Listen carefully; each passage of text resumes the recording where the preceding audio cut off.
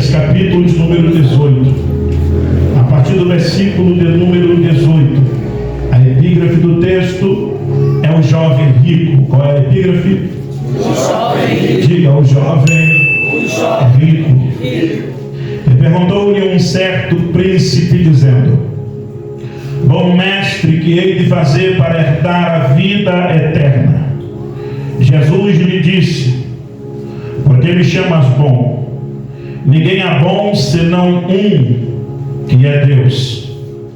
Sabes os mandamentos? Não adulterarás, não matarás, não furtarás, não dirás falso testemunho, honra a teu pai e tua mãe. E disse ele: Todas essas coisas tenho observado desde a minha mocidade. E quando Jesus ouviu isso, disse-lhe: Ainda te falta uma coisa. Quantas coisas? Vende tudo quanto tens, reparte-o pelos pobres, e terás um tesouro no céu. Depois, vem e segue-me. Mas, ouvindo ele isso, ficou muito triste, porque ele era muito, e vendo Jesus que ele ficara muito triste, disse: Quão dificilmente entrarão no reino de Deus os que têm riqueza, porque é mais fácil entrar um camelo pelo fundo de uma agulha do que entrar um rico no reino de Deus. E os que ouviram isso disseram logo: Quem pode salvar-se? Mas ele respondeu: As coisas que são impossíveis aos homens são possíveis a Deus. E disse Pedro: Eis que nós deixamos tudo e te seguimos. E ele lhe disse: Na verdade vos digo que ninguém há que tenha deixado casa, ou pais, ou irmãos, ou mulher, ou filhos, pelo reino de Deus, e não haja de receber muito mais. Onde? E na cidade vindoura, a vida eterna. Você diz amém? Amém. Senta aí. Bendito seja o nome do Senhor Deus. Nós estamos terminando a semana das primícias, o culto das primícias. E eu sempre entendi que o reino evidencia os propósitos, o reino evidencia os princípios, o reino evidencia a sua palavra. Evidências para mim são provas, evidências para mim são fatos, e contra fatos alguém vai dizer: não há argumento. Nós temos crido que primícias é princípio de reino, e princípio é imutável, inalterável. Muda-se tempo, princípio permanece. Muda-se pessoas, princípio permanece. O princípio que foi princípio ontem é princípio hoje e será princípio amanhã. Diga para alguém: princípios não mudam. E nós cremos que primícias são princípios ou princípio do reino. Alguém no mês passado disse: pastor, eu quero primiciar mais. Posso? Falei: pode. Porque nós vamos chegar a uma época, um tempo de entendimento tão produtivo, que assim como para dizimar e para ofertar, não precisaremos necessariamente de um culto de primícias. Culto de primícias é didático. Esta mesa, ela é didática.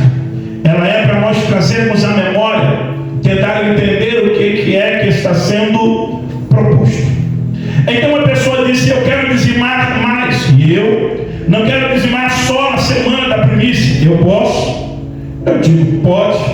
Ela disse: eu gostaria de dizimar pelo menos toda semana, 4 vezes no mês. Diga: feito. Você pode? Nossa. Ela acabou de entregar uma primícia aqui e cochichou no meu ouvido aquilo que eu precisava que se confirmasse, porque eu não tinha entendido bem. Mas ela disse: pastor, eu falei com o Senhor, e desde aquela primícia para cá eu primiciei 4 vezes no mês. E esta semana eu recebi, como nunca tinha recebido, uma oferta de R$1.000. Alguém depositou R$1.000 para mim. Você está aqui, não? Você está aqui, não? Se eu fosse você, eu aplaudia a palavra do Senhor. Eu aplaudia a evidência contra fatos. Pastor, eu ofertei um valor de R$1.000 para ajudar no retiro espiritual. Eu falei o nome de quem eu acabei de contar o testemunho. Foi a diaconisa Samara, que primiciou durante 4 vezes no mês e recebeu uma oferta de R$1.000. Perguntei para ela nos bastidores: tua primícia é pelo menos o dízimo desse valor que você recebeu? Ela disse: não, pastor. Não é nem R$100 juntando as 4 primícias. Por que eu preciso expor isso daqui? Porque eu não sei se tem gente entendendo que para ele primiciar ele tem que ter muito. E quando falamos de primícia e oferta e dízimo, nós não falamos de valor, nós falamos de fidelidade, nós falamos de lealdade, nós falamos qual lugar da nossa vida ocupa ou é ocupado pelo dinheiro. E alguém disse: eu então ofertei 1.000, pastor,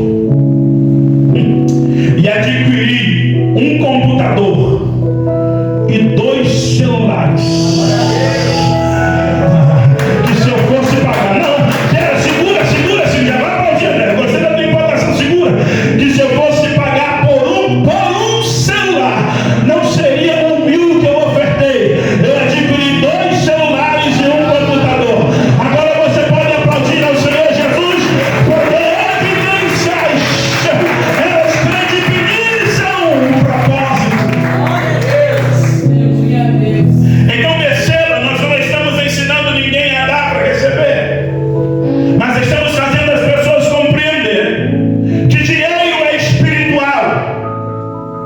Dinheiro na mão de um cristão é chave, que abre portas, que dá acesso. E deixa eu te falar, Deus não nos retribui abençoando apenas a nossa vida financeira. As nossas emoções é abençoada, os nossos sentimentos é abençoada, a nossa família é abençoada, o nosso casamento é abençoado, os nossos filhos é abençoado, os nossos projetos é abençoado. Tem alguém aqui comigo essa noite? Então diga para alguém: contra fatos, não argumento. Deus tem sido fiel para conosco. E deixa eu entregar uma mensagem para você aqui. Há uma grande diaconisa Larissa. Se eu estivesse escrevendo, eu estaria escrevendo agora em letras garrafais em negrito: o grande. Há uma grande provisão financeira chegando para resgatando vida para Cristo. Eu vou falar mais uma vez: há uma grande provisão financeira chegando para resgatando vida para Cristo. Glória a Deus. E quando eu digo que está chegando para resgatando vida para Cristo, você é RVPC. Você é RVPC. Glória a Deus. Você é RVPC. Fala para alguém: você é RVPC. Resgatando vidas para Cristo. O texto que nós acabamos de ler é mais um dos textos 1000 que poderíamos nos utilizar para falarmos sobre Porque estamos falando há 3 cultos. Estamos falando sobre dinheiro. Estamos falando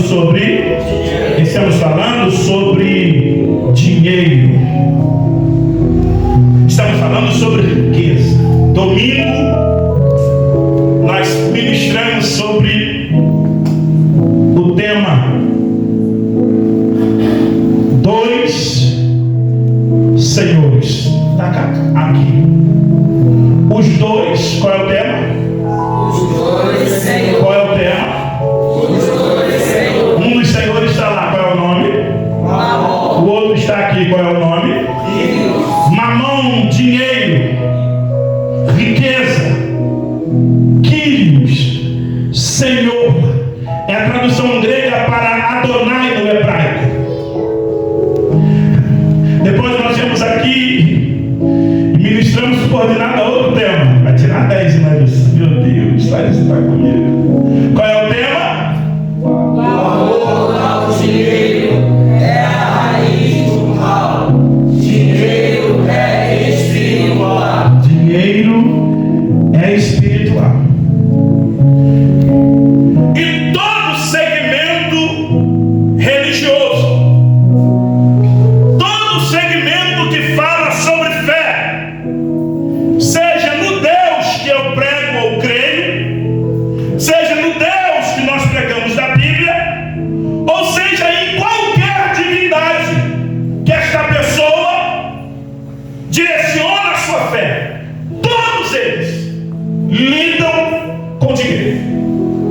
Mas nenhum dinheiro mexe tanto com o mundo espiritual e com o mundo do que o dinheiro da igreja. É o dinheiro da igreja que incomoda. O dinheiro de qualquer outro seguidor de outras religiões não é questionável. Eu vou me ater aqui por causa desse tempo de politicamente correto, mas você está entendendo? Nenhum outro dinheiro é questionável, de nenhuma outra religião. O que faz o líder dessa religião? Como é usado o dinheiro para essa religião? Mas o dinheiro da igreja mexe, incomoda. Certamente você já deve ter sido motivo de chacota no seu trabalho, na sua casa, no meio da sua família, quando alguém descobriu que você dizima, quando alguém descobriu que você oferta, que você privicia.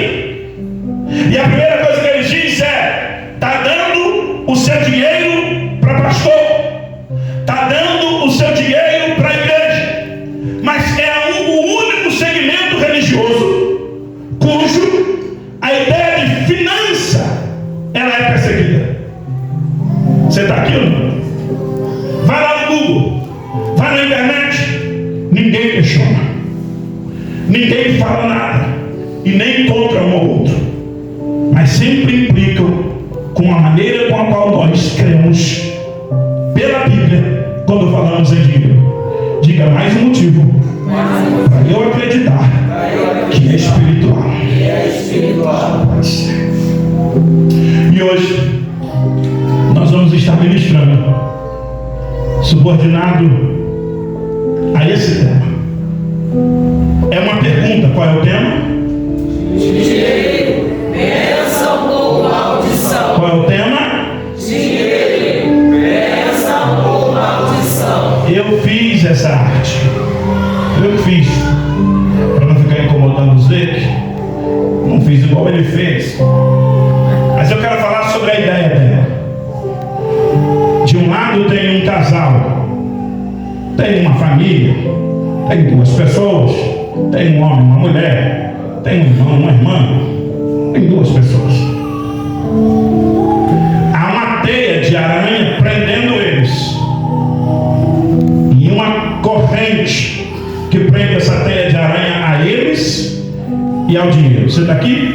Desculpa te explicar o que está desenhado, não estou subestimando sua inteligência, só estou explicando a minha ineficiência em montar uma arte que não é a cor do diácono Ezequiel. Do outro lado, moedas. Diga moedas. Dinheiro. Denário no italiano, no latim, denário. Denário. Dinheiro, denário. aqui nesse tema, mas eu gostaria de ver alguns dinheiros que tem no mundo. Quero falar de dinheiro. Começo a falar de dinheiro, a mão começa a coçar. Quem gosta? Eu não gosto não, pastor, dá para mim. Aleluia. Pastor, dinheiro não traz felicidade, então dá para eu ser feliz e vai ser feliz sempre. Quantos tipos de moedas tem no mundo? Existe por volta de 180 tipos diferentes de moeda no mundo. Quantos tipos? 180 tipos diferentes de moedas no mundo, usados em 195 nações diferentes, conforme é conhecido pelas Nações Unidas. Vamos ver alguns? O dólar americano, quando já ouviram falar? Dólar é uma bênção. Amém? Dólar americano. O euro, quando já ouviram falar? Euro. É a moeda que circula na Europa. Libra esterlina, quando já ouviram falar? É a moeda do Reino Unido. Iene, quando já ouviram falar? Iene é a moeda japonesa. Dólar australiano, porque há uma briga política entre os americanos, australianos e canadenses, de maneira que eles têm a moeda com o nome do seu país. Então tem o dólar americano, é específico, um tipo de dinheiro. O dólar australiano. Franco suíço, quando já ouviram falar desse dinheiro? Você precisa ouvir falar, porque de repente você pode ganhar 10 francos suíços e jogar no lixo, porque você não sabe o que é. É a moeda suíça. Dólar canadense. Um dia alguém lá do Canadá me fez uma transferência em dólar canadense e eu tive que procurar uma casa de câmbio. E é uma bênção receber em dólar, porque quando vira real, eita glória, diga eu creio que nós vamos receber em dólar. Aleluia! Glória a Deus. Glória. Renminbi ou yuan é a moeda da China. Peso argentino é da onde a moeda? Da Argélia, da Argentina. E a lira turca é a moeda turquesa, ou da Turquia. Há dinheiros de diversos tipos, mas em todos os lugares há dinheiro. Há dinheiro em todas as famílias, algumas poucas, algumas muitas. Há dinheiro em toda a sociedade, há dinheiro em toda a religião, como eu acredito. Todas!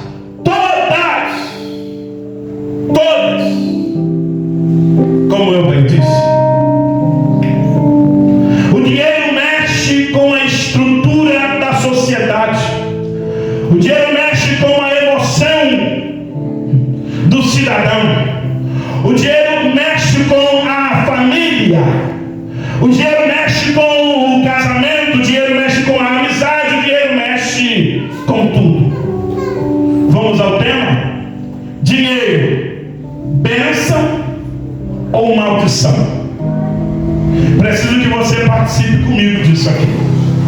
Se você quiser participar da votação, quem acha que o dinheiro é bênção, levante sua mão. Aí, ó. Lembrando que nós temos aqui que o amor ao dinheiro é raiz de toda a espécie de males. Ah, pastor, eu tenho uma opinião diferente. Quem acha que o dinheiro é maldição? Levante sua mão. Ninguém. Vocês gostam, né? Gostam. E se eu disser para você que dinheiro não é bênção? E se eu disser para você que também não é maldição? Que o que é bênção ou maldição é a maneira que você lida, que você manuseia, é o que você faz com o dinheiro, para que você usa o dinheiro. Pode ser bênção ou pode ser maldição.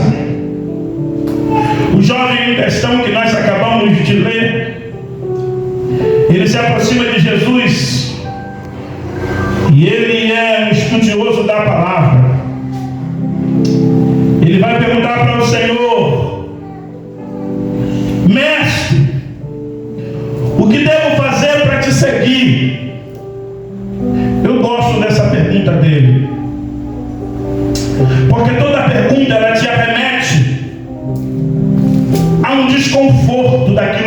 sabe.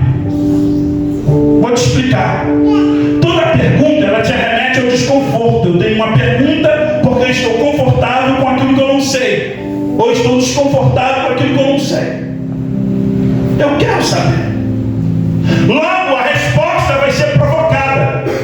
E a resposta é que vai produzir entendimento. É a resposta que vai produzir a maneira com a qual eu vou agora atender aquilo que eu estou entendendo. Então ele vai perguntar para o Senhor Jesus: o que hei de fazer para herdar a vida eterna? Deveria ser a pergunta de todo mundo que está servindo a Cristo. Nós viemos sem muitas perguntas sobre o que fazer.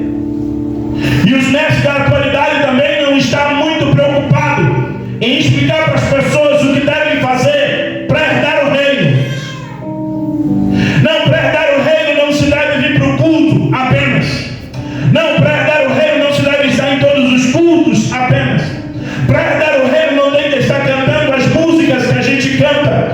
Para herdar o reino não tem que estar aqui saltando, emocionado e nem falando línguas estranhas. Para herdar o reino a coisa é muito mais profunda.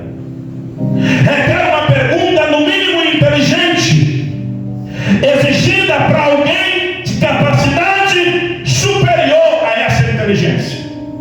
Então esse jovem está no lugar certo, fazendo a pergunta certa para a pessoa certa. É quando ele pergunta isso para Jesus, Jesus dá um chega para lá nele. Quando diz: por que tu me chamas bom? Porque quando ele se aproxima de Jesus, diz: bom mestre. E Jesus diz: não tem bom a não ser Deus que está no céu. Agora Jesus vai fazer outra pergunta para ele: tu tem praticado os mandamentos do decálogo? Jesus saca pelo menos 5 perguntas. Se ele conhece o mandamento de não adulterar, de não furtar, de não falar falso testemunho, se ele conhece o mandamento de honrar seu pai e de honrar a sua mãe, e ele diz: deixe a minha meninice. Quando ele diz deixe a minha meninice, ele está querendo dizer para Jesus que ele é um judeu formado. Aos 13 anos de idade ele é formado. E uma criança que é formada aos 13 anos de idade, ela começou com 6 anos a ser instruído na Torá. Então ele está dizendo: desde a minha meninice eu tenho observado esses mandamentos. Desde a minha meninice eu tenho observado esses mandamentos. Diga paracloutos. Diga paracloutos. Vou falar devagar e você fala paracloutos. Diga paracloutos. É a palavra grega para observação. Porque na nossa língua observar é olhar. Na nossa língua observar é ficar vendo. Observar no máximo para nós é dar uma examinada. Mas para coloutos do grego aqui, observar é seguir, é fazer. Ele não está dizendo: Senhor, eu sou apenas alguém que observa, que tem um conhecimento. Eu sou um praticante da Torá. Então Jesus, quando olhou para aquela resposta dele, disse: então te falta uma coisa. Quantas coisas? Está tão perto. Para quem falta só uma coisa, está faltando quase nada. Para quem falta só uma coisa, Gabriel, só uma coisa. Mas faltou tanta coisa, mas tinha tanta coisa, já teve tanta coisa. Mas eu fui crescendo, eu fui aprendendo, eu fui evoluindo, eu fui amadurecendo. E agora que falta uma coisa. O problema é que essa uma coisa que Jesus vai colocar para ele vai mostrar que tipo de coração este seguidor da Torá tem. Jesus falou para ele: falta-te uma coisa. E eu fico pensando que o jovem começou inseguro com uma pergunta, agora Quando Jesus diz para ele, te falta alguma coisa, a mente dele bugou. Isso que falta. O que pode faltar para alguém rico? Porque o jovem é rico. O jovem é rico. O jovem é sábio, inteligente, formado. A Bíblia o chama de príncipe, um certo príncipe. E quando a Bíblia remete à ideia de príncipe, não necessariamente alguém de uma vida real ou de realeza, filho do rei, mas príncipe é principal. A Bíblia está destacando que aquele jovem, ele não é a qualquer pessoa na sociedade, ele é um dos principais da sociedade. Então ele tem conhecimento, tem riqueza, tem posição. Contudo, reconhece quem é Jesus. Porque no Evangelho de Marcos, no capítulo 12, por exemplo, a Bíblia vai dizer que o jovem dobra o joelho diante dele. O que falta para um cara rico, que conhece a Bíblia toda, que tem posição na sociedade e que dobra o joelho diante de Jesus para falar com ele? Diga, tem coisas que só Jesus sabe identificar. Ninguém nota. Ninguém nota. As pessoas olham para a nossa roupa e dizem, falta nada para ele. Olha para o nosso casamento e diz, falta nada para ele. Olha para o nosso trabalho e diz, falta nada para ele. Olha para as coisas que nós temos e diz, falta nada para ele. Mas Jesus sabe o que falta. Fala para mim, Jesus sempre sabe o que falta. E não era muita coisa, não. Era quantas coisas? Uma coisa. Jesus disse, vai, vende tudo que tens, dá para os pobres e segue. Então o semblante dele não estava triste, ele estava motivado diante de Jesus, ele estava animado diante das respostas e da conversa de Jesus. Jesus parou tudo, virou uma conversa particular, um assunto entre eles e todo mundo observando.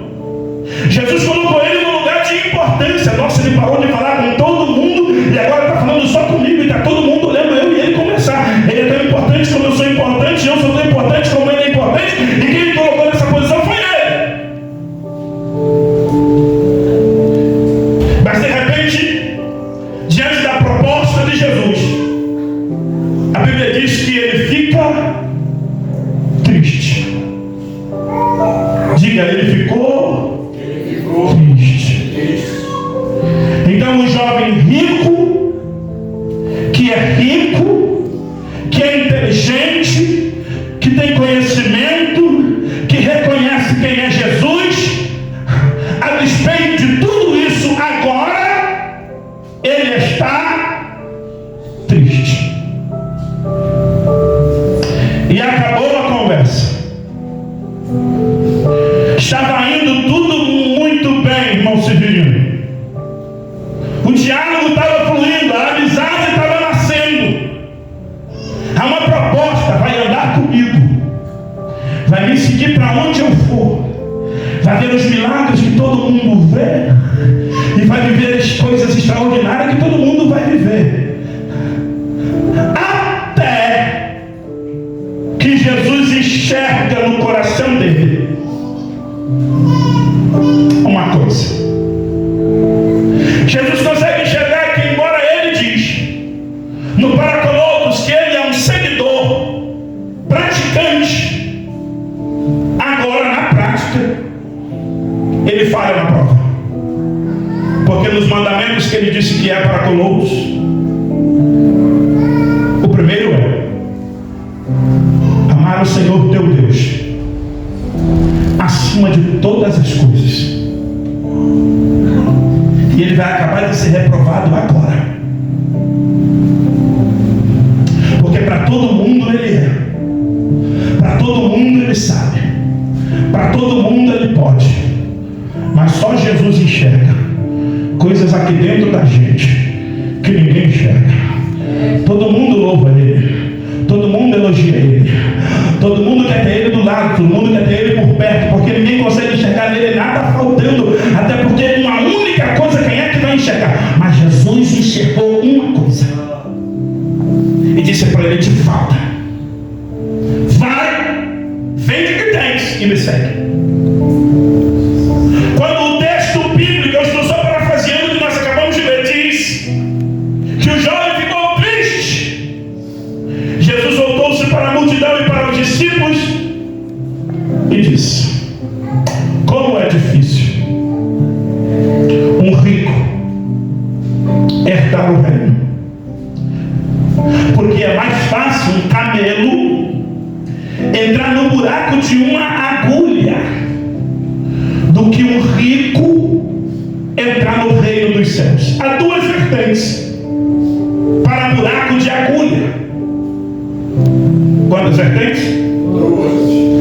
A primeira é que buraco de agulha não é encarado de maneira literal, não é uma agulha e nem um buraco. Aqueles que eu já não consigo mais colocar a língua, fiz tanto isso para minha mãe e cheguei no tempo que eu não consigo mais fazer isso. Meu Deus, o que é isso? Isso é velhice.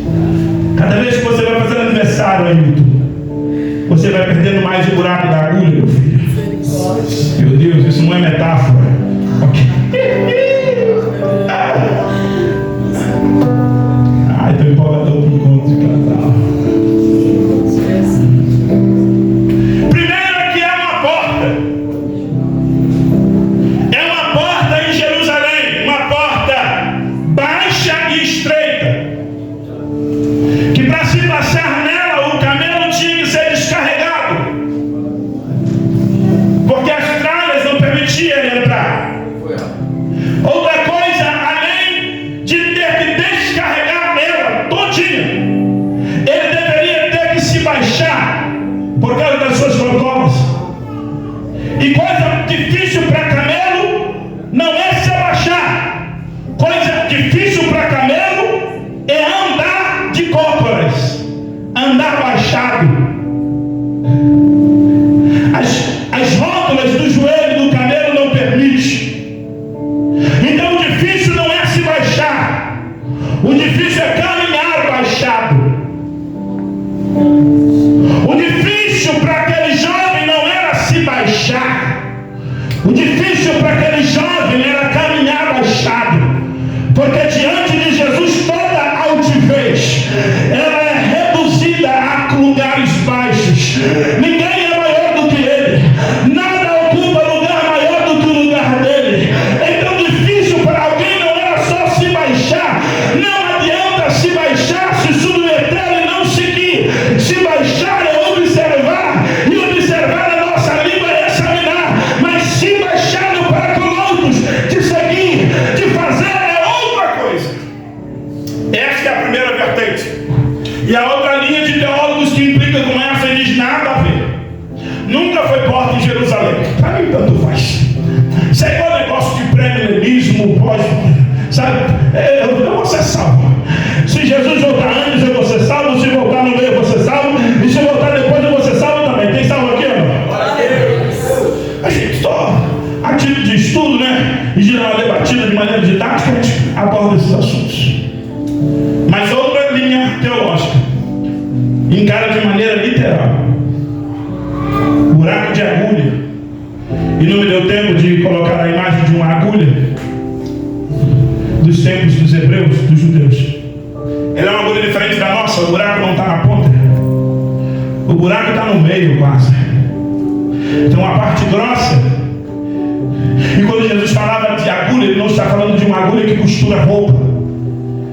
Ele está falando de uma agulha que eles entendiam. Era aquela que o Pedro largou, é aquela que o André largou. Quando eles estavam consertando a rede, eles usavam essa agulha.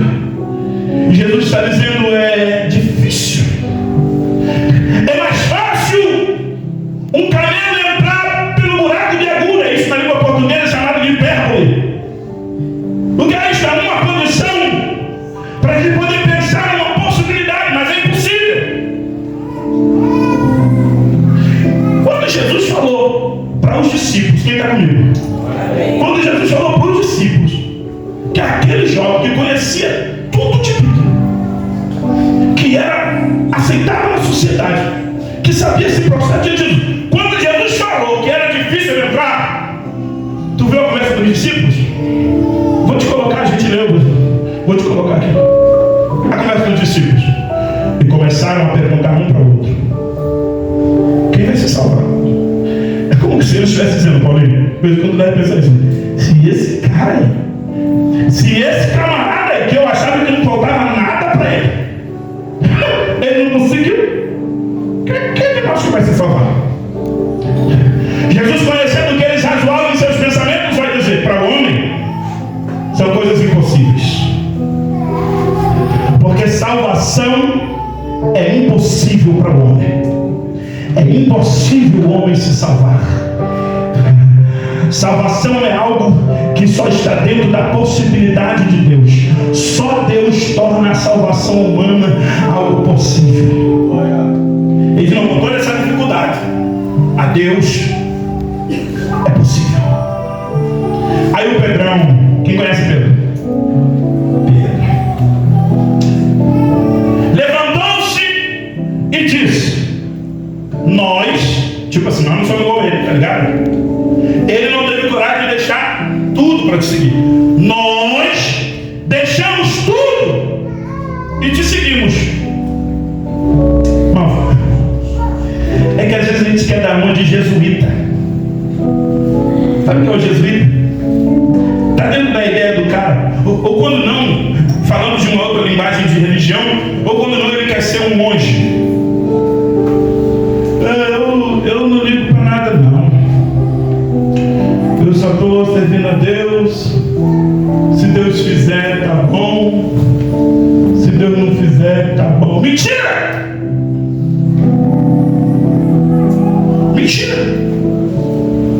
Mentira! Eu quero que Deus faz. E se Deus não fizer, Ele é Deus, mas eu estou lascado. E se Deus não fizer, Ele é Deus, mas os meus planos deu tudo errado. Minha casa está frustrada, meus pensamentos que eu estava bolando as coisas para fazer não vai dar certo, tá bom nada. Gosto do Pedro, porque o Pedro diz: deixamos tudo para te seguir. Aí ele pergunta, é a pergunta que eu e você não tem coragem de fazer, com esse discurso de que, oh Deus, tá bom. O Pedro fala: nós deixamos tudo. Está escrito aí na sua Bíblia, tá, que você acabou de ler. Nós deixamos tudo para te seguir. O que ganharemos nós? Eu também quero saber. Eu também quero saber o que vou ganhar por ser fiel a Deus. Eu também quero saber o que vou ganhar por renunciar ao mundo. Eu também quero saber o que vou ganhar por dizer não para o pecado, por não entrar no esquema, por não ser corrupto. O que vou ganhar? É uma pergunta do Pedro. Jesus disse para ele: Pedro, em verdade eu te digo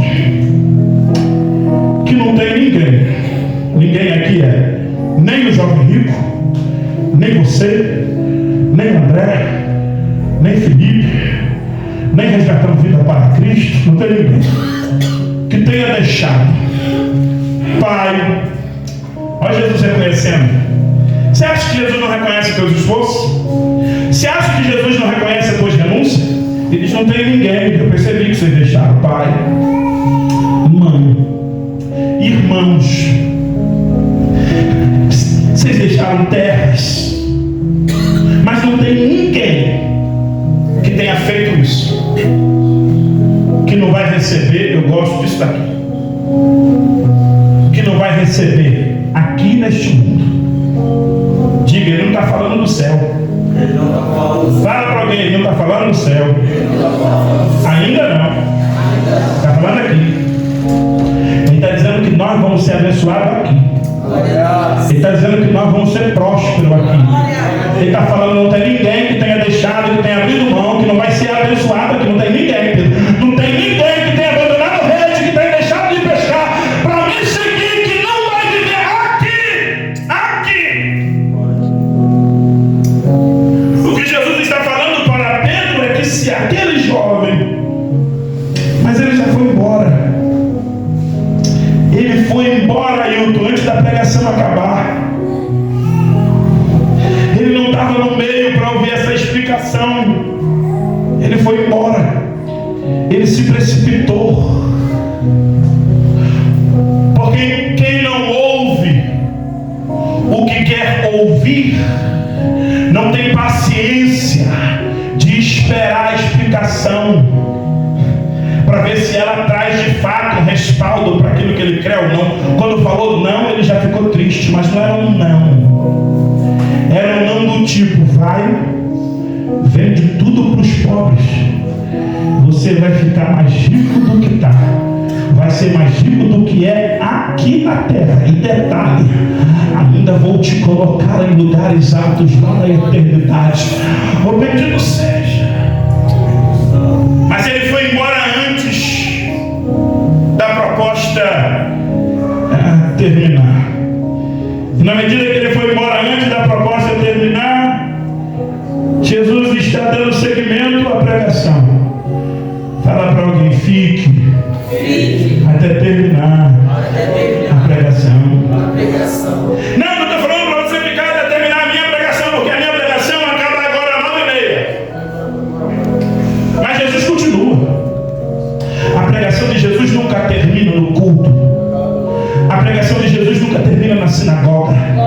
Era comum ele estar pregando e depois da pregação dele, alguns virem e perguntar para ele, querer que ele continuasse. Fique aqui comigo. Querer que ele continuasse. Mestre, o que foi aquilo? O que aconteceu? O que o senhor quis falar? Aí ele dá a explicação para quem não estava. É por isso que é comum quem fica, e muito mais além do que quem vai embora. É comum quem fica receber muito mais do que quem vai embora.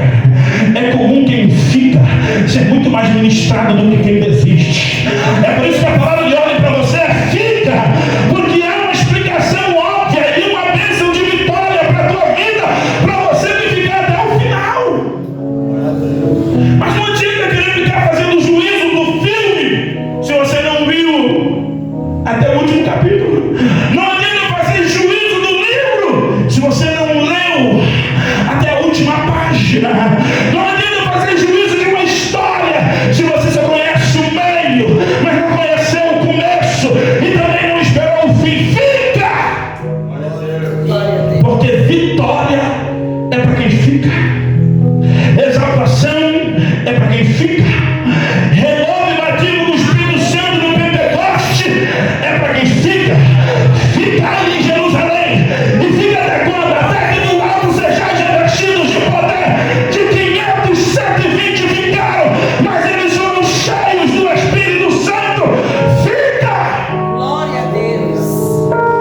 O jovem, ele vai embora. E ele não consegue ver esse final aqui, ó. Eu não digo que ninguém há que tenha deixado casa, pai, irmãos, ou mulher, ou filhos, pelo reino, que não há de receber muito mais. Diga muito mais. Então, se o jovem era rico, ele ia ficar muito mais. Se o que eu deixei valia dinheiro, ele está me dizendo que se eu ficar, vou ter muito mais. Se o que eu renunciei era muito importante para a minha vida, ele está dizendo que vai me dar muito mais. Se a porta que eu não entrei, mas ela era boa para mim, mas eu renunciei para ficar na presença dele, ele está dizendo: vou te dar muito mais. Vou te dar muito mais. Eu vou te dar muito mais. Glória a Deus. Aleluia. Jesus, ele está num culto. Diaconisa Larissa. Marcos capítulo 12, versículo 41 e 44. Ué, ele está no culto, mas ele não está em qualquer momento do culto, porque o culto na época dele era dividido por lugares. Aqui no nosso culto, por exemplo, nós cantamos, oramos, tiramos oferta, tocamos, fazemos tudo no mesmo. O culto da época de Jesus, o sacrifício era feito num lugar. A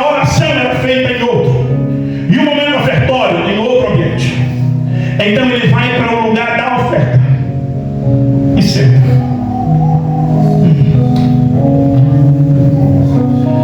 E quando eu estava aqui ouvindo Levi cantar, Deus me deu um outro fio para essa palavra aqui.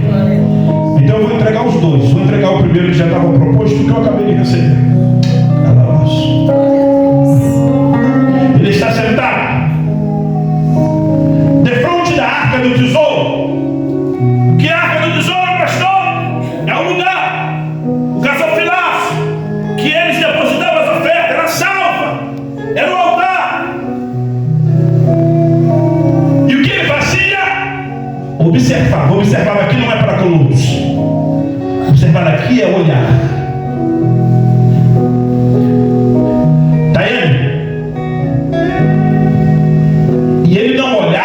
Dinheiro que se lançava, ele não olhava a quantia que se lançava. Você está lá no texto? O que ele olhava? A maneira. Ele olhava a maneira. Ele olhava o jeito. E ele é o mesmo que enxergou um negócio lá no coração do jovem rico. Ele olhava o jeito, ele olhava a maneira, ele via a maneira.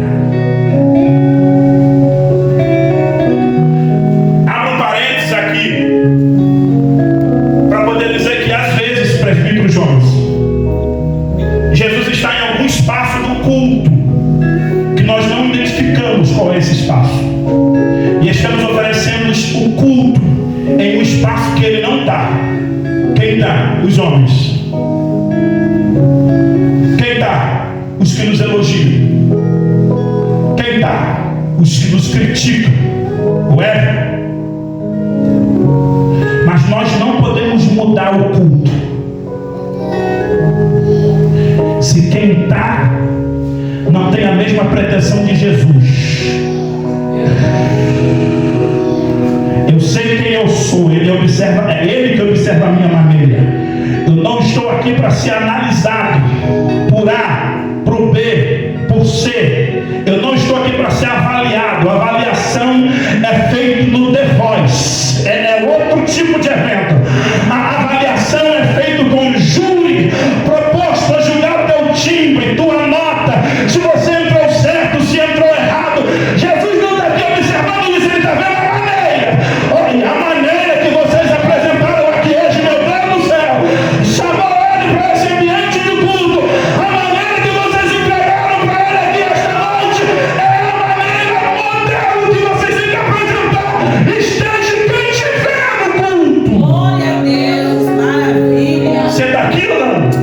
Quer que eu seja mais claro? Porque dependendo de quem está no culto, a gente esquece que o culto é para alguém que está recebendo, não para alguém que está avaliando.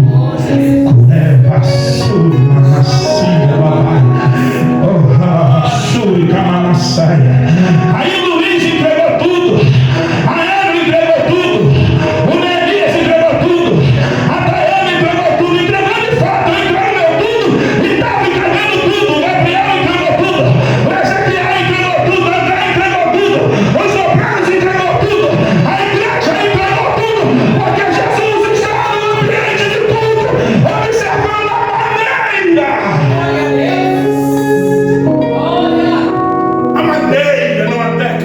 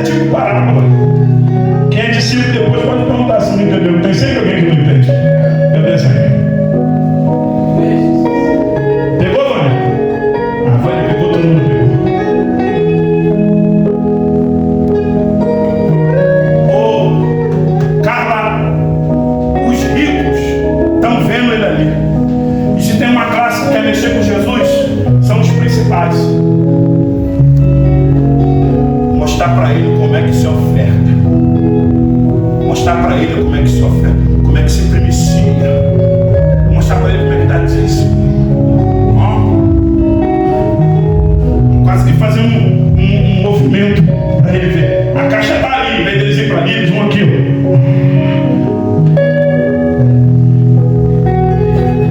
É que, segundo o texto bíblico, quando diz que ele observava a maneira como a multidão lançava o dinheiro na arca do tesouro, muitos ricos depositavam para Jesus saber que era muito. Para Jesus saber que era muito, precisava ser bem visível. Estava bem mostrado que era muito. Era muito. Olha, nós aqui observa aí Jesus. Nós não é muito. Jesus falou: tudo dono de fazenda, já comeram, já beberam, já compraram, já negociaram. Aí do que sobrou, porque sobra muito, eles vieram aqui jogar na minha cara como se fosse me impressionar. Vindo, porém, uma pobre viúva, depositou barulho de moedinha na caixa.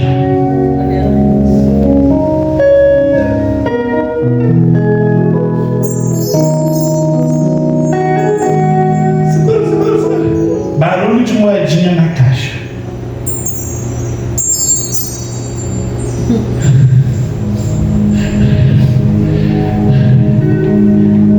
Aí ele diz: em verdade vos digo que esta pobre viúva, na ótica de Jesus, o rico vira pobre e o pobre vira rico. É por isso que eu creio naquilo que você ministrou aqui, porque as crises mundiais vão afetar os ricos deste mundo e vão torná-los pobres e enlouquecidos, mas não vai afetar a igreja, que mesmo tendo a aparência de pobres somos ricos, tendo a aparência de que não tem, mas nós temos. Chega aqui, ó!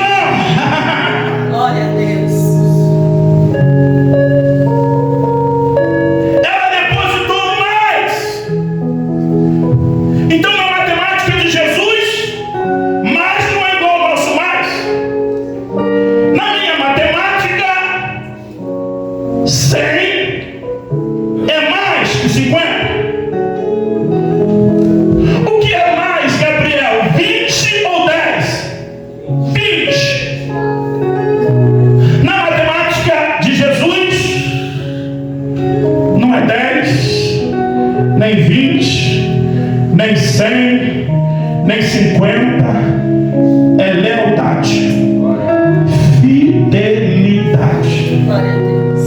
Quando eu estava lendo esse texto bíblico aqui, isso não precisa ser motivo de estudos teológicos, mas o Espírito Santo falou aqui, rema, deu aqui, falou: esta mulher está entregando primícia. Falei: primícia? Como que ela está entregando primícia? Da mesma maneira que a viúva entregou primícia para Elias. Tudo que ela tinha para comer, fez primeiro para ele. E depois que fez primeiro para ele, Elias. Quem é maior, Jesus ou Elias? Jesus. Quem é maior, Jesus ou Elias? Jesus. Elias disse para a mulher: assim diz o Senhor, nunca mais vai acabar o azeite da botija e não vai mais faltar a farinha da panela. Glória a Deus. Porque o tudo daquela viúva era a primícia, e ela cria no poder da primícia. Por quê? Porque a primícia é uma chave que me faz entender que ele não vai deixar faltar. Então eu entrego tudo. Eu entrego primeiro para ele, depois eu vou comer, depois eu vou beber, depois eu vou pagar a conta. Eu vou entregar para ele e eu creio que ele vai fazer eu beber, ele vai fazer eu comer e ele vai dar para eu pagar a conta. Tem alguém aqui comigo ou não? Glória a Deus.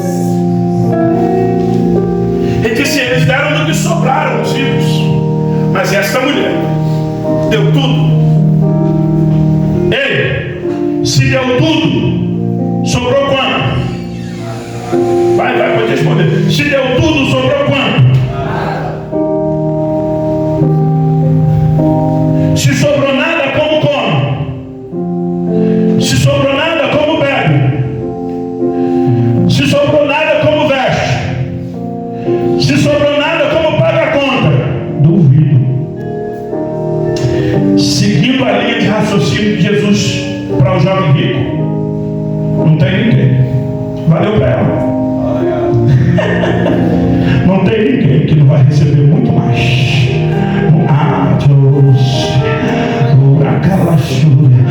A Bíblia não precisa dizer para mim, Diácono Ezequiel, que esta pobre viúva ficou rica, mas eu sei que ela ficou rica. Que é isso, pastor? Porque lendo a Bíblia, todo comportamento humano que exerceu esse princípio foi próspero. Seria diferente com ela? A viúva que abençoou Eliseu foi abençoada. A viúva que abençoou Elias foi abençoada. Não creio que a viúva que deu tudo, quer dizer, quem fez na frente de Eliseu foi abençoado, quem fez na frente de Elias foi abençoado. Será que quem fez na frente de Jesus? Hein, Gabrielzinho? Será que quem fez na frente de Jesus não ia ser abençoada? Mas muito mais. Mas muito mais. Ei, mas muito mais. Ei, mas muito mais. Muito mais. Muito mais. Ele disse: vai receber muito mais. Eu termino esta semana de primícias, concluindo que se não der para guardar tudo, porque não dá mesmo, guarde pelo menos a maneira. Qual é a ideia do pastor quando pregou 3 pontos sobre dinheiro?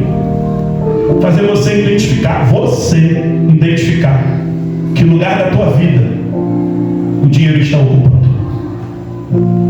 Fazer você identificar quais são os motivos das suas noites mal dormidas. É dinheiro? Quais são os motivos da sua briga, da sua inconstância, da sua falta de fé? É o dinheiro. Quais são os motivos do teu desespero? É o dinheiro. Cuidado. O mundo espiritual reage à maneira que você lida com o dinheiro. Mas na minha mão, dinheiro é chave que abre portas, acessos. Na mão de que é fácil. Deus, eu me entreguei Y e fiquei faltando alguma coisa. Eu recebi uma paz do Senhor hoje. Oh, bendito a paz do Senhor. Creia, porque Deus vai fazer alguém te dar a paz do Senhor. E quando me deu a paz do Senhor, soltou minha mão, entregou aqui na minha mão. Hoje está guardado lá no meu café. Entregou aqui na minha mão 2 vezes o que eu acabei de colocar aqui na primícia. Você está aqui ou não? Pastor, é coincidência? É nada. São evidências de que o céu está nessa palavra. Vem comigo. Porque se você não fizer nada, muda na minha vida. Acredite nisso. Não é o fato de você fazer ou não que vai fazer a gente continuar aqui. Haja vista você não estar aqui, nós já estávamos. Eu só estou te chamando para viver princípios, porque quem vive princípios são honrados pelos princípios que vive. Vou melhorar isso daqui: quem honra princípios são honrados por eles. Você está aqui ou não? Diga: dinheiro não é bênção nem maldição. Dinheiro é um meio. Dinheiro Ele é o servo que Deus usa para servir a minha casa, para servir a minha família, para servir o meu casamento, para servir os meus projetos. Você está aqui